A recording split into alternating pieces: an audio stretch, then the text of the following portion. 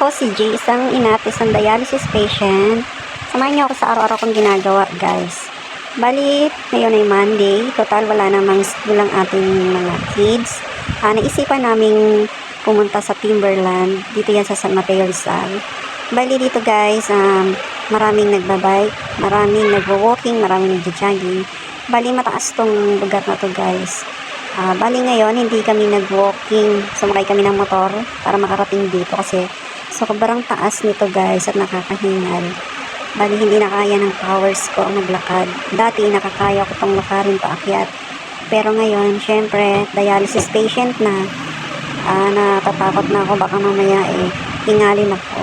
Imbis na hindi ako hinihingal, baka mahingal ako nito ng di oras.